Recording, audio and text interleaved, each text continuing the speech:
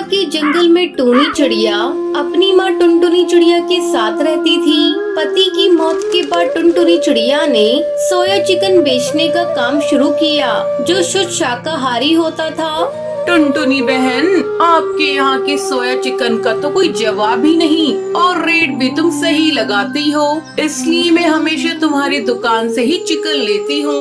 मेरे बच्चे को चिकन बिरयानी बहुत पसंद है, इसलिए जब भी वो खाने की जिद करते हैं मैं तुम्हारी दुकान पर आ जाती हूँ। ऐसा करो, 2 किलो मुझे फ्रेश सोया चिकन दे दो।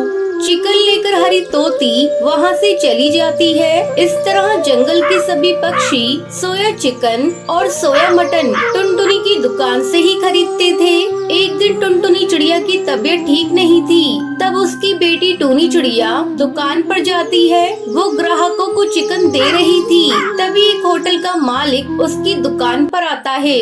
मैंने सुना है कि तुम्हारी दुकान पर फ्रेश चिकन और मटन मिलता है। मुझे अपने होटल के लिए रोजाना 15 किलो चिकन और मटन चाहिए, क्या तुम दे सकती हो? हाँ सेठ जी, आप होटल का पता दे दीजिए, मैं कल से आपके होटल पे सारा सामान पहुंचा दूंगी। तो ठीक है, ये एडवांस रख लो, बाकी के पैसे मैं महीने के अंत में दे दूंगा। शाम को टूनी अपनी दुकान बंद करके घर जाती है। माँ ये देखो, इतने सारे पैसे। आज दुकान पर मेरा पहला दिन था और आज ही मुझे एक बहुत बड़ा ऑर्डर मिला है। कल से ही मुझे एक होटल में 15 किलो सोया मटन और चिकन पहुंचाना है। ये तो बहुत अच्छी बात है बेटा, तू मेरे लिए लकी है।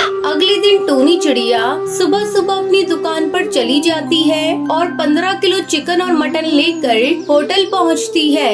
ठीक है, इसे वहाँ रख दो, कल फिर इसी समय पर आ जाना। इस तरह टूनी रोज होटल में सोया चिकन और मटन पहुंचाने लगी। जल्द ही 1 महीना गुजर जाता है। मालिक, आज पूरे 1 महीने हो गए, मेरे बकाया पैसे मुझे दे दीजिए। और ये लीजिए, ये रहा आज का 15 किलो मटन और चिकन। ऐसा है टूनी, आज से मुझे ये सोया मटन और चिकन नहीं चाहिए, तुम्हारे रेट से कम में मुझे मिल रहा है। ये लो तुम्हारा बकाया पैसा। उदास मन से पैसे लेकर टूनी घर लौट आती है। अब मैं क्या करूं? इतने सारे चिकन और मटन का अगर इसे इसी तरह छोड़ दिया तो ये कल तक खराब हो जाएंगे। मुझे बहुत सारा घाटा हो जाएगा। अगर माँ को इस बात का पता चलेगा तो उनकी तबीयत फिर से खराब हो जाएगी। हे भगवान, अब तुम ही कोई रास्ता दिखाओ। टूनी चिड़िया यही सब बैठी बैठी अपने कमरे में सोच रही थी। तभी वहाँ उसकी माँ टुनटुनी आती है। क्या हुआ टूनी, आज तो इतनी उदास क्यों है? और यहाँ इतने बड़े थैले में क्या है? माँ, होटल के मालिक ने आज चिकन और मटन लेने से मना कर दिया। अब तुम ही बताओ, इतना सारा चिकन और मटन का मैं क्या करूँ? बेटा, तू इतनी चिंता क्यों करती है? बिजनेस में तो नफा नुकसान चलता ही रहता है। मैं ऐसा करती हूँ, इस चिकन और मटन से बिरयानी बना देती हूँ, तो उसे ले जाकर दुकान पर बेच देना।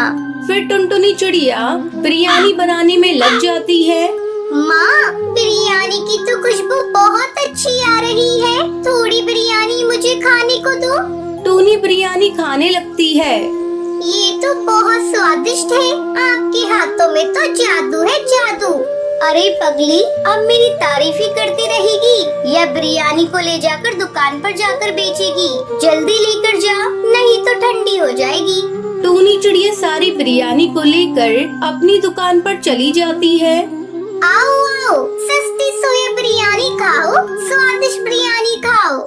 उसकी बात सुनकर कुछ पक्षी बिरयानी खाने आते हैं और बिरयानी खाकर तारीफ करते हैं। बिरयानी बेचकर टूनी चिड़िया को बहुत मुनाफा होता है। आगे से वो फैसला करती है कि अब वो सोया चिकन और सोया मटन की जगह वेज बिरयानी बेचा करेगी। उस दिन के बाद से दोनों माँ बेटी मिलकर बिरयानी बेचने लगती हैं और खूब सारे पैसे कमाती है। इस तरह वो खुशी खुशी अपनी जिंदगी बिताने लगती है। रामपुर के जंगल में टुनटुनी चिड़िया अपनी माँ सुंदरी कौवी के साथ रहती थी। सुंदरी कौवी पक्षियों के घरों में काम करती थी और उससे जो पैसे मिलते उससे वो अपना घर का खर्च चलाती थी। राखी का त्योहार आने पर वो राखी बनाकर बेचा करती थी, जिससे उससे कुछ ऊपरी कमाई हो जाती थी। माँ, तुम्हारी तबीयत ठीक नहीं है, फिर भी तुम राखियाँ बना रही हो। क्या करूं बेटा, रक्षाबंधन नजदीक है और मैं बीमार पड़ गई। समझ में नहीं आ रहा है, अगर राखी समय से नहीं बनी तो मैं क्या बेचूंगी। तुम दवा खाकर आराम करो माँ, मैं राखियाँ बनाती हूँ। तू क्या क्या करेगी बेटा, तेरे ऊपर तो मैं बोझ बन गई हूँ। ऊपर से तेरी परीक्षा भी करीब है, तू ठीक से पढ़ भी नहीं पाती।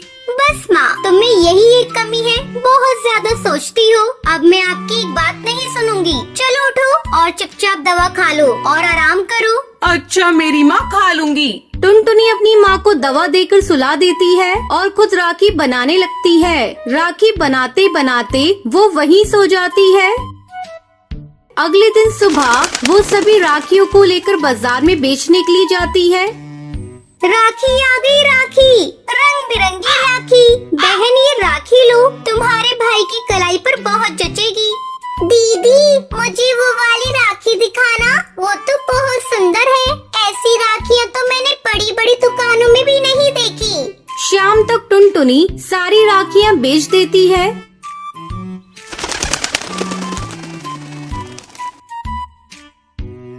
ये देखो माँ, मेरी सारी राखियाँ बिक गई और इतने सारे पैसे हैं। अब तुम्हें चिंता करने की कोई जरूरत नहीं। तुम्हारी बेटी इस बार की राखी में तुम्हारा नुकसान होने नहीं देगी। अच्छा अच्छा, तू बातें बनाना बंद कर और जाकर कुछ खा ले। अपनी सेहत का भी ध्यान रख। टुनटुनी भोजन करके फिर से राखी बनाने में जुट जाती है। अगले दिन जब वो फिर से राखियाँ बेचने जाती है तो देखती है एक दुकान पर पक्षियों की भीड़ लगी है और उस दुकान की मालकिन एक पक्षी को डांट रही है। तुम्हें मैंने राखियों का ऑर्डर दिया था, अब तुम कहती हो कि राखी तैयार नहीं है। 2 दिन बाद रक्षाबंधन है, बताओ मैं अपनी दुकान पर क्या बेचूं? देख रही हो मेरी दुकान का बोर्ड, राखी कॉम्प्लेक्स, और मेरी दुकान पर राखी है ही नहीं। ये देखकर सभी मेरा मजाक उड़ाएंगे और इन सब की जिम्मेदार तुम हो। मैं तुम पर केस कर दूंगी, जेल जाओगी तो पता चलेगा। अरे रे, कब से देख रही हूँ, आप कब से बोली जा रही हैं। इन्हें बोलने का मौका ही नहीं दे रही है। इनकी कोई मजबूरी होगी, तभी तो इन्होंने आपका ऑर्डर पूरा नहीं किया। ये लीजिए मेरी बनाई हुई राखियाँ, आपका ऑर्डर मैं पूरा करूँगी। और बहन, इनकी तरफ से मैं आपसे माफी मांगती हूँ। इस तरह टुनटुनी को एक बड़ा ऑर्डर राखी बनाने का मिल जाता है। 2 दिनों के अंदर ही टुनटुनी वो ऑर्डर पूरा कर देती है। ये लीजिए, मैंने आपका ऑर्डर पूरा कर दिया है। ये लो तुम्हारी राखियों के पैसे। अगर तुम्हारी बनाई हुई राखी को पक्षियों ने पसंद किया तो अगले साल का ऑर्डर मैं तुम्हें ही दूंगी। टुनटुनी बहुत खुश थी क्योंकि उसकी राखियाँ हाथों हाथ बिकने लगी और उसको नया ऑर्डर भी मिल जाता है। टुनटुनी, तुम बुरा ना मानो तो तुमसे एक बात कहना चाहती हूँ। ऐसी कौन सी बात है जिसे आप कहेंगी तो मैं बुरा मान जाऊंगी? पहले आप बोलिए तो। टुनटुनी, तुम दिल की बहुत अच्छी हो, मैं तुम्हें अपनी बहू बनाना चाहती हूँ। अगर तुम्हें एतराज ना हो तो इस रक्षाबंधन पर मैं अपने बेटे का घर बसाना चाहती हूँ। मेरा बेटा एक बड़ी कंपनी में जॉब करता है। ये देखो, ये है मेरे बेटे की फोटो। टुनटुनी फोटो देखकर शर्मा जाती है। तुम इस रिश्ते के लिए तैयार हो? लेकिन माँ जी, शादी के लिए मुझे माँ से आज्ञा लेनी होगी। टुनटुनी घर जाकर सारी बात अपनी माँ को बताती है। सुंदरी कौवी अपनी बेटी का घर बसाने के लिए तैयार हो जाती है। इस तरह टुनटुनी और टुन्नू चिड़ा की शादी हो जाती है। टुनटुनी चिड़िया विदा होकर अपने ससुराल चली जाती है और खुशी खुशी अपने पति के साथ अपनी जिंदगी बिताने लगती है। चलो भाइयों, अब हमें बारिश की तैयारी करनी चाहिए। हाँ हाँ भाई, हमें अभी पानी की खोज करनी चाहिए, नहीं तो बरसात का समय निकल जाएगा और फिर जंगल में सूखा पड़ जाएगा। आसमान में बादल पानी की तलाश में निकल पड़ते थे, लेकिन उन्हें जमीन पर कहीं पर भी पानी नजर नहीं आ रहा था। भाइयों, बहुत दिन हो गए, क्या हम पानी की खोज कर पाएंगे? अगर हमें जल्दी बारिश करनी है तो सुंदरवन जंगल जाना पड़ेगा।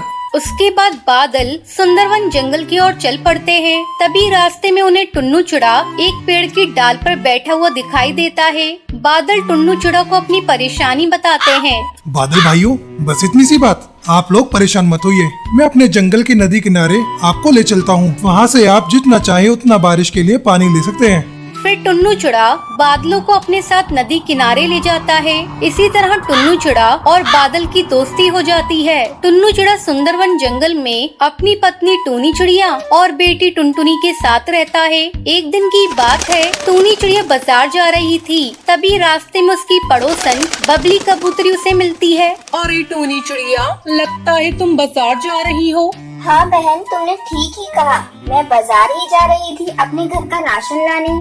अच्छा, वो टोनी, ऐसा है कि आजकल मेरी तबीयत ठीक नहीं रहती और मेरे घर का राशन खत्म हो गया है। ऐसा करो, तुम मेरा भी राशन बाजार से लेती आना। ठीक है बबली बहन, मैं तुम्हारा भी राशन लेती आऊंगी। आखिर सुख दुख में पड़ोसी काम नहीं आएंगे तो कौन आएगा। बबली कबूतरी अपने सामान के लिए टूनी चिड़िया को पकड़ा देती है। फिर टूनी चिड़िया बाजार चली जाती है।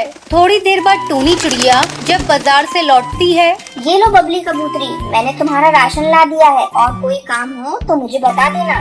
उसके बाद टूनी चिड़िया अपने घर चली जाती है। इस तरह कई दिन गुजर गए। अब बबली कबूतरी अपनी बीमारी का बहाना बनाकर टूनी चिड़िया से अपने घर का सारा काम करवाने लगी और खुद आराम से बैठकर झूला झूलती। रोज रोज टूनी चिड़िया को बबली कबूतरी के घर का काम करते देखकर एक दिन सुंदरी कौवी बबली कबूतरी के घर आती है और उसे झूला झूलते देखकर उससे कहती है, अरे बबली कबूतरी, मैंने तो सुना था तेरी तबीयत खराब है और तू है कि यहाँ आराम से झूला झूल रही है।